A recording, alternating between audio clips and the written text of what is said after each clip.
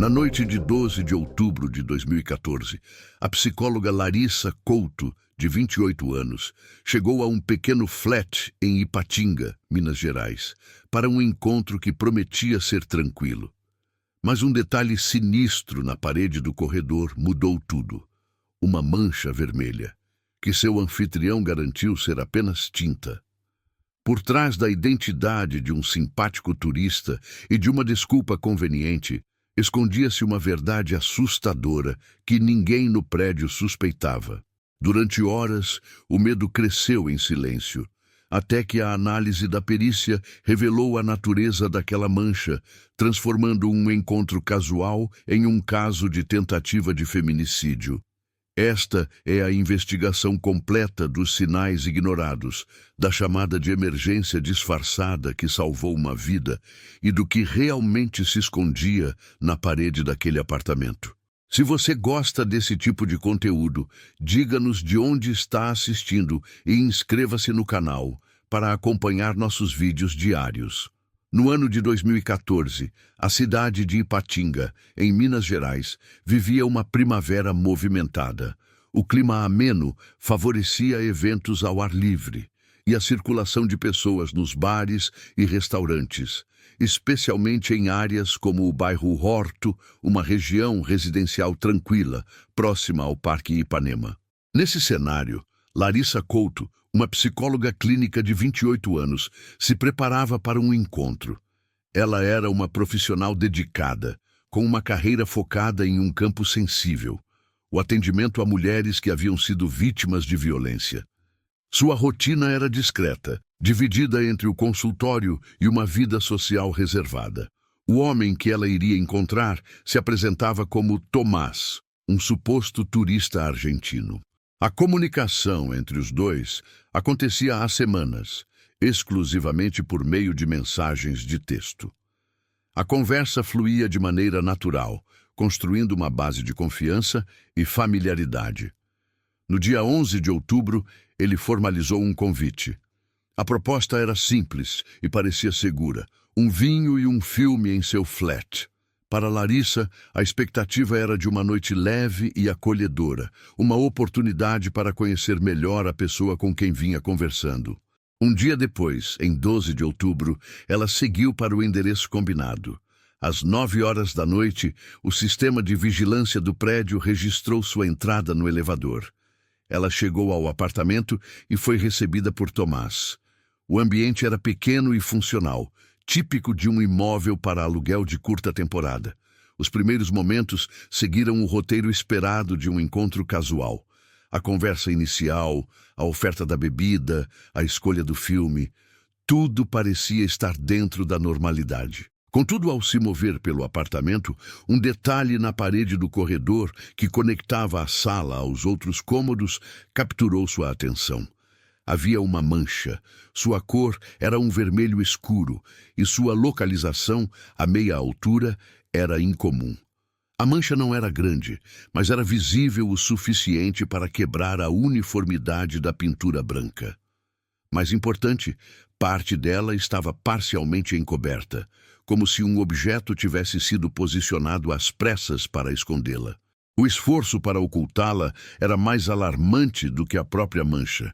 Naquele instante, a percepção de Larissa sobre o ambiente mudou. A sensação de conforto foi substituída por um estado de alerta. A psicóloga, treinada para identificar dissonâncias no comportamento e no ambiente, sentiu uma quebra na narrativa que havia sido construída. Aquele detalhe físico não se encaixava na atmosfera de normalidade que o anfitrião tentava projetar. A expectativa de um encontro agradável começou a se dissipar. O encanto inicial, alimentado por semanas de conversas, desapareceu de forma abrupta. Em seu lugar, uma forma primitiva e instintiva de medo começou a se instalar. A noite em Ipatinga, que prometia ser o início de algo novo, agora estava coberta por uma primeira e densa sombra de dúvida. Larissa questionou o que via. Perguntou diretamente a Tomás sobre a mancha na parede. A resposta dele foi imediata e desprovida de hesitação. Ele afirmou ser apenas tinta, o resultado de um pequeno reparo mal finalizado. A explicação era plausível. Um acidente doméstico em um apartamento alugado não seria algo incomum. A simplicidade da resposta foi projetada para dissipar qualquer suspeita e restaurar a normalidade do encontro. Ainda assim, a explicação parecia simples demais para o alarme que ela sentiu. Para uma psicóloga treinada em observar inconsistências, a resposta rápida e a tentativa de ocultar a mancha eram sinais de alerta.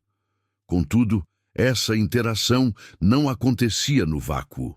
O convite para aquela noite, feito no dia anterior, em 11 de outubro, foi o culminar de semanas de conversas. Uma confiança gradual havia sido estabelecida por meio de mensagens de texto. Tomás havia construído uma imagem de si mesmo que era confiável e inofensiva. Agora, ele utilizava essa base de credibilidade para anular o instinto de perigo de Larissa. Ela fez uma escolha. Decidiu, naquele momento, aceitar a explicação e prosseguir com a noite. A conversa foi retomada. O vinho foi servido e a atmosfera de normalidade foi temporariamente restaurada. A dúvida, no entanto, permanecia latente, sobreposta pela desculpa conveniente que ele ofereceu. A noite continuou, mas a premissa do encontro havia sido alterada. O que começou como uma expectativa de leveza agora carregava um peso invisível. A mancha vermelha, agora oficialmente rotulada como tinta, continuava a ser um ponto de dissonância no ambiente cuidadosamente controlado por seu anfitrião. A normalidade construída no início da noite não durou. Pouco tempo depois, a atmosfera dentro do pequeno flat mudou de forma drástica. A conversa leve e casual deu lugar a um tom ríspido, e mudança de comportamento de Tomás foi súbita e desestabilizadora. O que começou como um desacordo sobre um assunto trivial evoluiu rapidamente para uma discussão em voz alta. O som do confronto atravessou as paredes do apartamento. Vizinhos em unidades adjacentes, acostumados com o silêncio do prédio, ouviram os ruídos. Mais tarde, eles relatariam ter escutado uma discussão acalorada, com vozes alteradas vindas do flat ocupado pelo suposto turista. A tranquilidade habitual do corredor foi quebrada. Para quem estava do lado de fora, era a primeira evidência audível de que algo estava errado.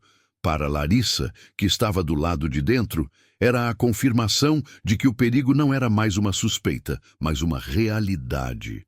A fachada de um encontro casual havia se rompido de forma definitiva. A situação para a psicóloga havia se tornado abertamente hostil e imprevisível. A hostilidade no ambiente se tornou inegável. Larissa Couto avaliou sua situação com clareza. Ela estava em perigo iminente e precisava de uma forma de sair do apartamento. O pânico não era uma opção. A análise e a ação eram necessárias. Sua profissão, a psicologia, forneceu a base para uma estratégia de fuga. Ela sabia que precisava de uma justificativa crível para usar seu telefone, uma que não levantasse suspeitas imediatas. Ela informou a Tomás que precisava fazer uma ligação de emergência. A justificativa era estritamente profissional. Uma de suas pacientes estava passando por uma crise aguda e necessitava de atenção imediata. A desculpa era engenhosa por sua credibilidade.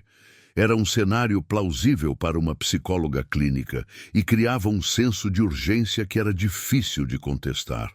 O agressor, momentaneamente pego de surpresa pela mudança de foco, permitiu. O plano, no entanto, continha um detalhe fundamental. A ligação seria feita no modo viva voz. Essa decisão era calculada. Para o agressor, o viva-voz projetava uma imagem de transparência, reduzindo a chance de ele intervir ou suspeitar de uma denúncia. Ele poderia ouvir toda a conversa, o que lhe daria uma falsa sensação de controle. Para a pessoa do outro lado da linha, o som ambiente e o tom de voz controlado de Larissa serviriam como um código. Era uma manobra para pedir ajuda sem alertar diretamente o homem que a mantinha no apartamento. Era um uso de sua inteligência e conhecimento profissional, aplicados diretamente à sua própria sobrevivência. Às 10h10 da noite, o registro de chamadas do celular de Larissa Couto marcou o início da ligação. Do outro lado da linha estava a doutora Nádia, sua colega de profissão. A escolha não foi aleatória. Nádia era psicóloga e compreendia os protocolos e a linguagem de um atendimento de crise. Era a pessoa mais qualificada para decifrar uma mensagem que não seria dita com palavras claras. A conversa aconteceu em viva voz, exatamente como planejado. Para o agressor, que ouvia cada palavra no ambiente, o diálogo parecia legítimo. A voz de Larissa era controlada, mas o tom era deliberadamente urgente. Ela falava em termos clínicos, usando jargões da psicologia para descrever a suposta crise de sua paciente. Mencionava sintomas, protocolos de intervenção e a necessidade de ação imediata, construindo uma performance profissional convincente. Doutora Nádia, no entanto, percebeu as anomalias. Uma ligação de emergência às 10 da noite era incomum, mas não impossível. O que era estranho era o contexto. O tom de Larissa, apesar de controlado, era diferente do habitual. Havia uma rigidez em sua fala, uma precisão calculada que soava mais como um roteiro do que como uma reação espontânea a uma crise. A insistência em manter o viva-voz ativado, sob a desculpa de precisar das mãos livres para anotar, foi o sinal definitivo. Nádia entendeu que a conversa era para ser ouvida por outra pessoa no ambiente. Ela compreendeu que não se tratava de uma paciente, mas de um pedido de socorro codificado. A crise não estava do outro lado da linha, mas ali mesmo, no apartamento com Larissa. Sem interromper a farsa, doutora Nádia manteve a conversa fluindo. Ela fazia perguntas pertinentes sobre a paciente, desempenhando seu papel para dar tempo a Larissa e manter a credibilidade da situação. Enquanto falava, ela utilizou outro aparelho para contatar um grupo de amigas próximas de Larissa. A mensagem foi repassada com urgência. O grupo de amigas, agora ciente da situação, acionou a polícia imediatamente, fornecendo o endereço do flat no bairro Horto. A ligação de Larissa, que durou poucos minutos, cumpriu seu objetivo. O código silencioso havia sido transmitido e recebido com sucesso. A ajuda estava a caminho. Dentro do apartamento, a conversa telefônica foi encerrada. Larissa havia ganhado tempo e ativado um resgate sem que seu agressor percebesse. A próxima etapa não dependia mais dela. 15 minutos após a ligação de Larissa Couto, a polícia chegou ao local. O sargento Pires, um oficial experiente da patrulha local, foi o primeiro a responder ao chamado de emergência. A comunicação da central indicava uma situação de risco em um apartamento no bairro Horto. Ele subiu até o andar indicado e bateu à porta. O homem, que se identificava como Tomás, atendeu. Sua postura inicial era a de quem tentava demonstrar normalidade, questionando o motivo da presença policial. Ao fundo, o sargento Pires avistou Larissa Couto. Ela estava de pé, visivelmente abalada, mas fisicamente segura. A presença da autoridade alterou imediatamente a dinâmica do ambiente. O boletim de ocorrência registraria a abordagem policial às 22h25. O procedimento foi padrão. Sargento Pires separou os dois para obter depoimentos preliminares. Larissa foi retirada do apartamento e levada a um local seguro no corredor, onde pôde relatar os fatos a outro oficial. Tomás permaneceu dentro do imóvel, sob observação. A explicação dele para a discussão foi vaga, atribuindo o conflito a um desentendimento comum entre casais. O resgate de Larissa Couto estava completo. O confronto direto havia terminado e ela estava fora de perigo imediato. Para a polícia, no entanto, o trabalho estava apenas começando. A narrativa de Larissa sobre a mancha na parede, somada à clara mudança de comportamento do suspeito, indicava que a situação era mais complexa do que uma simples briga. A investigação sobre o que realmente aconteceu naquele flat seria iniciada. Na manhã seguinte, 13 de outubro, a investigação entrou em uma nova fase. O resgate de Larissa Couto havia encerrado a ameaça imediata, mas agora era necessário estabelecer os fatos de maneira objetiva. O apartamento no bairro Horto foi oficialmente isolado pela polícia. A fita de isolamento na porta de entrada indicava que o local era agora uma cena de crime sob análise. A medida era um procedimento padrão, essencial para preservar qualquer evidência física e impedir a contaminação. O foco principal da investigação se voltou para a parede do corredor. A mancha vermelha, que havia sido a primeira fonte de alarme para Larissa, tornou-se o elemento central para a perícia.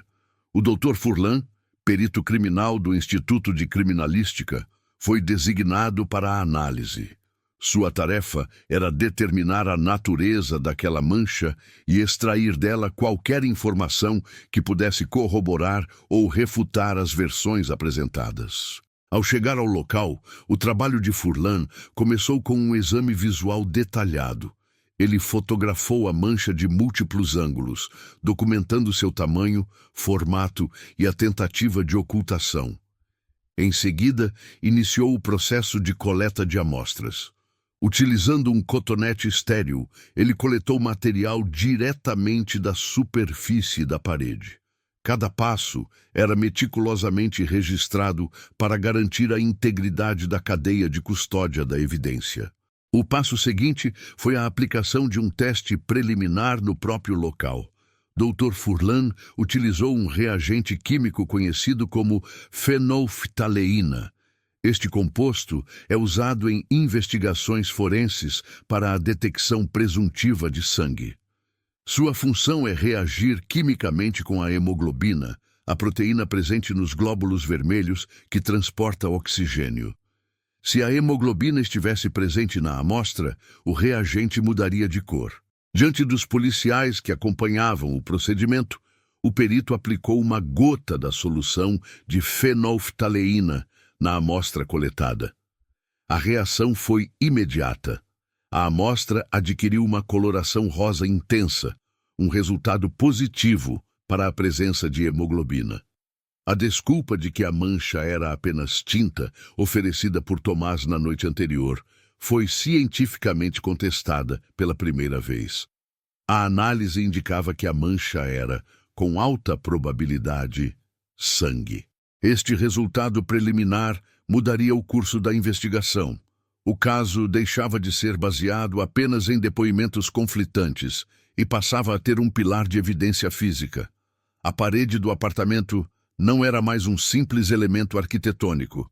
Ela se tornava uma testemunha silenciosa e a ciência forense começava a traduzir seu depoimento. O trabalho do Dr. Furlan no local estava concluído, mas a análise detalhada em laboratório ainda estava por vir. As amostras coletadas da parede foram encaminhadas ao laboratório do Instituto de Criminalística para uma análise aprofundada. Ali seriam submetidas a testes confirmatórios. O exame com fenolftaleína, realizado no apartamento, era presuntivo. Ele indicava a provável presença de sangue, mas não oferecia certeza absoluta nem determinava a origem da substância. A análise laboratorial tinha dois objetivos claros: confirmar se o material era de fato sangue e, em caso positivo, identificar se era de origem humana ou animal. Os resultados dos testes subsequentes foram conclusivos. A análise bioquímica confirmou, sem margem para dúvida, que a substância na parede era sangue. Testes imunológicos adicionais especificaram que se tratava de sangue humano. Essas conclusões foram documentadas no laudo pericial oficial, um documento técnico assinado pelo Dr. Furlan e integrado formalmente ao inquérito policial. O veredito da ciência era irrefutável. A explicação de Tomás de que a mancha era tinta foi oficialmente desmantelada. A palavra dele, que antes se contrapunha à de Larissa, agora se contrapunha a um fato científico. A investigação possuía uma prova material de violência. O depoimento de Larissa Couto sobre o medo que sentiu ao ver a mancha era agora corroborado por evidência física e objetiva. A parede do corredor não era mais apenas uma peça central do inquérito, era a prova principal. A questão para os investigadores mudou. Não se tratava mais de saber o que era a mancha, mas sim de quem era aquele sangue e como ele foi parar ali. O laudo pericial do Dr. Furlan não se limitou a identificar a substância na parede. A confirmação de que a mancha era sangue humano foi apenas a primeira parte da análise. O que os peritos investigaram a seguir foi a morfologia da mancha, ou seja, seu formato e distribuição. Cada detalhe poderia fornecer informações cruciais sobre o evento que a originou. E foi nessa análise minuciosa que a pista-chave do caso foi revelada. O laudo identificou um padrão específico. Ele é conhecido na ciência forense como arterial spurt, ou jato arterial. Este padrão ocorre quando uma artéria é rompida. O sangue não escorre de forma passiva, ele é expelido do corpo sob a alta pressão gerada pelos batimentos do coração. O resultado é uma assinatura distinta na superfície que atinge. Não se tratava de um simples gotejamento ou de um escorrimento de sangue pela parede. A análise microscópica revelou a presença de microrrespingos. Essas pequenas gotas se projetam para fora do ponto de impacto principal, seguindo uma trajetória de arco. Sua disposição indicava que o sangue atingiu a parede em jatos intermitentes, um reflexo direto do pulso cardíaco da vítima no momento da lesão. O Dr. Furlan foi categórico em seu relatório. O padrão era incompatível com qualquer tipo de acidente doméstico comum. Uma queda, um corte acidental na cozinha ou um sangramento nasal não produzem esse tipo de assinatura de alta pressão. A força necessária para criar tal padrão só poderia vir da pressão interna do sistema circulatório, liberada por uma ferida grave e profunda. Esta descoberta alterou fundamentalmente a natureza da investigação. A assinatura do sangue na parede era a de um ataque violento. Mais do que isso, ela indicava uma lesão grave, capaz de causar uma hemorragia rápida e potencialmente fatal. A parede não guardava apenas a memória de uma agressão. Ela continha a prova de uma violência extrema, um evento que colocou a vida de alguém em risco iminente. A mancha não era um vestígio secundário, era o registro silencioso de uma tentativa de homicídio. Com a prova forense estabelecida, a investigação policial mudou de foco. A análise da parede confirmou a violência do ato. Agora era preciso definir a identidade do agressor. O alvo principal era o homem conhecido como Tomás. A primeira etapa consistiu em verificar as informações que ele havia fornecido a Larissa Couto. Ele se apresentou como um turista argentino, uma alegação que precisava ser confirmada ou desmentida por meio de registros oficiais. Os investigadores iniciaram uma busca nos sistemas da Polícia Federal e nos registros de imigração. O nome Tomás, combinado com a nacionalidade argentina, foi cruzado com as listas de entrada de estrangeiros no país. Nenhum resultado correspondia ao suspeito detido em Ipatinga.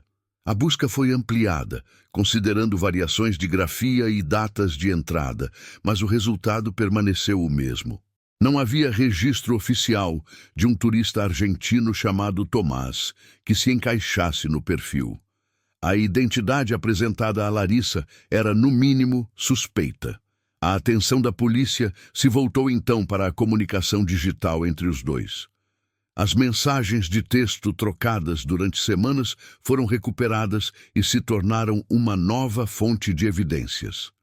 Peritos em linguística forense foram consultados para analisar o padrão de escrita do suspeito. A análise revelou que o português utilizado nas mensagens era fluente e nativo, sem os erros gramaticais ou as construções frasais que seriam esperadas de um falante nativo de espanhol. A fachada de estrangeiro começou a se desfazer. A confirmação de que a identidade era falsa veio por meio de métodos de investigação mais diretos. Os policiais rastrearam a origem do contrato de aluguel do flat no bairro Horto. Descobriram que o imóvel havia sido alugado por um curto período. O contrato não estava em nome de Tomás, mas sim em um nome brasileiro, acompanhado de um número de CPF válido. A partir desse documento, os investigadores finalmente chegaram à identidade real do suspeito. Com um nome verdadeiro em mãos, uma verificação de antecedentes criminais foi realizada nos sistemas de segurança pública nacionais. O resultado foi imediato e esclarecedor. O homem tinha um histórico criminal. Os registros indicavam passagens anteriores pela polícia por lesão corporal. Os crimes não haviam ocorrido em Minas Gerais, mas em outro estado da federação. Os boletins de ocorrência arquivados detalhavam acusações de agressão física em contextos de relacionamentos domésticos. A reviravolta no caso foi completa. O perfil do agressor mudou de forma drástica. Ele não era um turista charmoso cujo encontro havia terminado mal. Era um cidadão brasileiro com um passado documentado de comportamento violento. A identidade de turista argentino era uma construção, uma ferramenta utilizada para ganhar a confiança de Larissa e possivelmente de outras mulheres. A fachada servia para criar uma distância, dificultando a verificação de seu passado e aumentando a vulnerabilidade de suas vítimas. A investigação não lidava mais com um suspeito sem histórico, mas com um indivíduo que já havia demonstrado um padrão de agressão.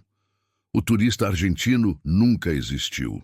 Em seu lugar, surgiu a figura de um predador com um método calculado e um histórico de violência. A investigação policial buscou por evidências adicionais que pudessem corroborar o perfil do suspeito. A atenção dos investigadores se voltou para o próprio edifício, especificamente para seu sistema de vigilância. Os detetives contataram a síndica do prédio, Dona Miriam. Ela foi informada sobre a natureza da investigação e cooperou integralmente com as autoridades, liberando o acesso às gravações do sistema de segurança. O foco da análise foi o circuito interno de câmeras do elevador. As imagens do dia 12 de outubro, às 21 horas, registraram o momento exato da chegada de Larissa Couto. Nelas, Larissa aparece calma, com a postura de alguém que chega para um encontro social. O comportamento do suspeito, no entanto, era notavelmente diferente. Ele a recebeu na porta do elevador. Durante o curto trajeto compartilhado dentro da cabine, as câmeras capturaram sua inquietação. Ele evitava o contato visual prolongado. Seus movimentos eram rápidos e controlados. Ele ajustava a gola da camisa de forma repetitiva, um gesto que indicava nervosismo. Sua postura era rígida, com os ombros levemente contraídos, em contraste com a imagem de um anfitrião relaxado e confiante. A gravação do elevador se tornou uma peça importante de evidência. Ela forneceu um registro visual do estado emocional do agressor momentos antes de o crime se desenrolar. A imagem do turista tranquilo foi substituída pela de um homem tenso e ansioso. Para os investigadores, o vídeo era a corroboração visual de que a fachada apresentada a Larissa era, desde o primeiro momento, uma construção. A evidência material da parede agora era complementada por uma evidência comportamental, capturada em vídeo, que fortalecia a tese da acusação. Com a identidade do agressor estabelecida e seu comportamento nervoso documentado, os investigadores retornaram ao prédio. A análise forense e as imagens do elevador haviam fornecido um retrato do dia do crime, mas a polícia precisava entender o histórico do suspeito naquele local. Os detetives iniciaram uma série de entrevistas com outros moradores do edifício. O objetivo era traçar um perfil do comportamento do homem durante sua estadia no flat e verificar se havia registros de incidentes anteriores. O que emergiu dessas conversas foi um padrão de perturbação sonora. Moradores de apartamentos vizinhos e do mesmo andar relataram ter ouvido ruídos altos em datas anteriores, vindos da unidade alugada pelo suspeito. Os sons foram descritos como baques surdos e discussões abafadas, episódios que quebravam a rotina silenciosa do prédio, geralmente durante a noite. Contudo, esses incidentes nunca resultaram em uma denúncia formal à administração do condomínio ou à polícia. A razão para isso era a explicação fornecida pelo próprio morador. Questionado diretamente por vizinhos em 2 ocasiões distintas, o homem alegou que estava realizando pequenas obras e reformas no imóvel. Ele justificava os barulhos como sendo de móveis sendo movidos ou de pequenas reparações estruturais. A desculpa era conveniente e plausível. Ruídos de reforma são comuns em edifícios residenciais e raramente levantam suspeitas graves. Ele utilizava a normalidade da vida em condomínio como um escudo para suas ações, oferecendo uma explicação aceitável que desencorajava um questionamento mais aprofundado. Os depoimentos dos vizinhos trouxeram uma nova dimensão ao caso. A mancha de sangue na parede, que a perícia já havia indicado não ser recente, agora tinha um contexto sonoro. Os ruídos ouvidos no passado não eram de móveis sendo arrastados ou paredes sendo perfuradas. Eram os ecos de atos de violência anteriores, abafados pela arquitetura do prédio e mascarados por uma desculpa conveniente. Cada baque surdo relatado por um vizinho poderia corresponder a um evento similar ao que Larissa Couto sofreu. O caso levantou uma questão fundamental sobre a vida em comunidade, a linha tênue entre a privacidade e a responsabilidade coletiva. A falta de denúncias não se deu por indiferença, mas pela eficácia da manipulação do agressor. A violência ocorrida naquele apartamento foi isolada e normalizada por uma das desculpas mais comuns do cotidiano. A investigação revelou que, por trás da fachada de reformas, operava um ciclo de agressão que permaneceu invisível até a noite de 12 de outubro. A investigação policial atingiu seu ponto de convergência. Todas as peças de evidência coletadas de forma independente foram reunidas para formar um quadro completo dos eventos. O quebra-cabeça estava montado, e a imagem que ele revelava era mais sombria do que os investigadores haviam inicialmente previsto.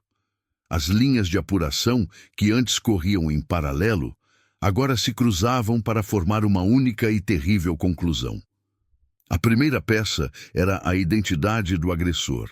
A figura do turista argentino, construída por meio de mensagens de texto, foi comprovada como uma farsa. O suspeito era um cidadão brasileiro com um histórico criminal documentado. Suas passagens anteriores por lesão corporal em outro estado estabeleciam um padrão claro de comportamento violento, especialmente em contextos domésticos. Ele não era um criminoso de primeira viagem, era um agressor com método. A segunda peça era a evidência forense, a mais contundente de todas. O laudo do Dr. Furlan sobre a mancha na parede era inequívoco. Não se tratava de tinta, mas de sangue humano, projetado em um padrão de jato arterial. Essa assinatura indicava uma violência extrema, um ferimento grave em uma artéria principal, consistente com uma tentativa de homicídio. A terceira peça era a cronologia dos fatos. Larissa Couto, apesar do perigo extremo, conseguiu escapar sem sofrer ferimentos físicos que pudessem produzir aquele tipo de padrão sanguíneo. Sua inteligência e calma permitiram que ela saísse do apartamento antes que a agressão física escalasse a esse ponto. Havia, portanto, uma dissonância fundamental. A evidência de um ataque quase fatal existia, mas a vítima conhecida daquela noite não havia sofrido tal ferimento. foi a análise laboratorial mais aprofundada do sangue que conectou todas as peças. Os peritos determinaram que o material biológico na parede não era recente. O sangue estava seco há tempo suficiente para que sua coagulação e degradação celular indicassem que ele não poderia ter sido depositado na noite de 12 de outubro. A conclusão da polícia foi, portanto, direta e chocante. A mancha de sangue não pertencia ao incidente com Larissa. Ela era a evidência de um ataque anterior, ocorrido naquele mesmo flat, contra outra pessoa. O agressor não estava tentando esconder um acidente recente. Ele estava tentando ocultar a prova de um crime passado. Os ruídos de reformas relatados pelos vizinhos eram, na verdade, os sons daquela agressão anterior. A parede do corredor guardava a história de uma vítima desconhecida. Larissa Couto não foi a primeira mulher a entrar naquele apartamento e se encontrar em uma situação de perigo. Ela foi, no entanto, a primeira que conseguiu expor o agressor. Sua percepção aguçada ao notar a mancha e sua coragem ao executar um plano de fuga não apenas salvaram sua própria vida. Suas ações interromperam um ciclo de violência e trouxeram à luz a verdade que a parede tentava contar. O homem que se passava por Tomás não foi impedido de cometer seu primeiro crime naquele local, mas graças a Larissa ele foi impedido de cometer o próximo. O inquérito policial foi concluído com base nas evidências coletadas. O conjunto de provas era robusto. Incluía o laudo pericial da parede, as filmagens do sistema de segurança, as mensagens de texto que comprovavam a identidade falsa e o depoimento detalhado de Larissa Couto. Somava-se a isso o histórico criminal do agressor, que demonstrava um padrão de comportamento violento. Com base nesses elementos, o Ministério Público ofereceu a denúncia. O homem foi formalmente indiciado pela Justiça por tentativa de feminicídio. A acusação se concentrou nos eventos da noite de 12 de outubro, argumentando que suas ações, desde a criação de uma identidade falsa até a escalada da hostilidade no apartamento, demonstravam a intenção de cometer um crime contra a vida de Larissa, que só foi evitado pela sua própria ação. A justiça formal foi posta em movimento e o agressor responderia criminalmente por seus atos. O impacto do caso, no entanto, transcendeu os tribunais. A história de Larissa Couto gerou uma ampla discussão pública em Ipatinga e em outras cidades de Minas Gerais. O foco do debate não foi apenas a violência em si, mas o ambiente em que ela ocorreu. Um condomínio residencial, um espaço que pressupõe segurança e vigilância comunitária. A revelação de que ruídos de agressões anteriores foram mascarados como reformas expôs uma falha na percepção coletiva. A pergunta que a sociedade local passou a se fazer foi direta: como um ciclo de violência pôde operar de forma invisível em um ambiente com tantos observadores potenciais? A resposta estava na normalização de desculpas convenientes e na hesitação dos vizinhos em intervir em assuntos considerados privados. Essa discussão pública se transformou em ação concreta. O caso serviu como um catalisador para uma campanha de conscientização direcionada especificamente a condomínios. A iniciativa, apoiada por associações de moradores e órgãos de segurança pública, tinha como objetivo mudar a cultura do silêncio. Cartazes foram distribuídos em elevadores e áreas comuns com mensagens claras, lembrando que o barulho de uma briga não é um assunto privado, mas um possível pedido de socorro. A campanha incentivava os moradores a reportar discussões violentas, ruídos de impacto e qualquer comportamento suspeito à administração do prédio ou diretamente à polícia. A ideia central era desconstruir a noção de que, em briga de marido e mulher, não se mete a colher, substituindo-a por um princípio de responsabilidade compartilhada. A iniciativa foi além da conscientização dos moradores. Reconheceu-se que os síndicos e administradores de condomínios ocupavam uma posição estratégica. Eles tinham acesso a informações, controlavam os sistemas de segurança e eram o primeiro ponto de contato para reclamações. Em resposta, foram desenvolvidos programas de treinamento específicos para esses profissionais. Os treinamentos ensinavam a identificar sinais de alerta que iam além do barulho, como o isolamento social de um morador, a alta rotatividade de pessoas em um apartamento alugado por curta temporada ou danos inexplicáveis em áreas comuns. Mais importante, os treinamentos estabeleceram protocolos claros de ação. Os síndicos foram instruídos sobre como documentar ocorrências de forma segura e sigilosa, preservando a privacidade das partes, mas criando um registro que poderia ser útil em uma investigação futura. Aprenderam quais canais oficiais acionar e em que circunstâncias deveriam chamar a polícia imediatamente. O objetivo era transformar os síndicos de meros gestores de infraestrutura em agentes ativos na rede de proteção contra a violência doméstica, fornecendo-lhes as ferramentas e o conhecimento para agir de forma eficaz e legal. O legado do caso de Larissa Couto, portanto, foi duplo. No plano individual, o sistema de justiça atuou para responsabilizar o agressor por seus crimes. No plano coletivo, o caso deixou uma marca duradoura na forma como a comunidade de Ipatinga passou a encarar a segurança em espaços residenciais. A parede do flat, no bairro Horto, não revelou apenas a história de um crime, mas também a fragilidade de uma paz baseada na não interferência. A partir daquele evento, condomínios passaram a ser vistos não apenas como um conjunto de unidades privadas, mas como um ecossistema onde a segurança de um é responsabilidade de todos. As reformas barulhentas passaram a ser ouvidas com um novo nível de atenção. Larissa Couto construiu sua carreira com um objetivo claro: oferecer suporte a mulheres vítimas de violência. Em seu consultório, ela ouvia relatos sobre controle, manipulação e o medo que se instala gradualmente. Naquela noite em Ipatinga, ela não foi a terapeuta, foi a vítima. A experiência que ela analisava profissionalmente se tornou sua realidade pessoal.